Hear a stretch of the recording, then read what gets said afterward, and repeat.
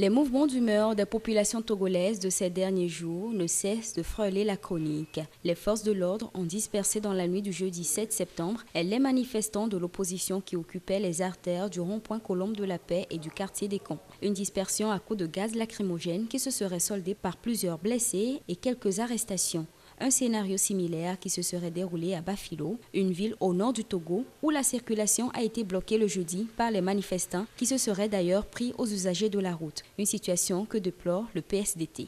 Le premier jour, c'était une manifestation que je peux appeler au fait pacifique. Je n'ai pas aimé le sit-in du deuxième jour après les manifestations. Et qu'après les marches, nous avions assisté à ce que nous appelons du sit-in, ce qui n'était pas prévu à la marche. On n'aurait pas dû vraiment faire arriver à ce stade-là, le sit-in serait aussi bien passé. C'est pour cela que je nous dis, quand nous appelons nos peuples à faire des manifestations, il faut qu'on fasse tout à ce que ces manifestations ne se dégénèrent pas en violence.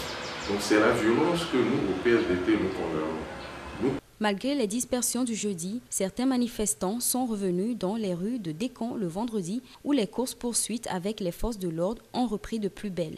Leur objectif, parvenir à un retour à la Constitution de 1992, un objectif qui peut être atteint d'une autre manière selon le PSDT. Nous pouvons dire les réformes dans les négociations, dans les discussions.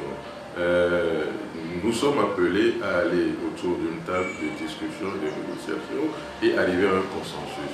Quand nous allons quelque part autour d'une table de négociation avec des demandes, ces demandes ne doivent pas constituer des exigences. C'est là aussi nos erreurs. Pas une exigence, mais des demandes. Et arriver autour de cette table de négociation, au cours de nos demandes, il peut se faire que nous allons laisser certaines demandes que l'autre camp en face n'est pas d'accord. Nous allons aussi demander ce que nous pensons que l'autre camp et l'autre partie en face nous exige. Tous ensemble, on peut revoir nos copies et aller à un consensus. C'est là où on parle de consensus.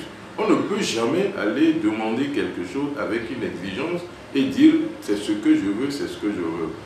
L'opposition se dit insatisfaite par l'annonce de l'adoption de l'avant-projet de loi par le gouvernement portant limitation du mandat présidentiel et le mode de scrutin à 2 tours. Des revendications qui leur sont reconnues, mais dont les méthodes laissent parfois à désirer, surtout lorsque les manifestants se livrent à des actes de vandalisme, brûlant des pneus sur les voies publiques ou s'attaquant à des édifices publics.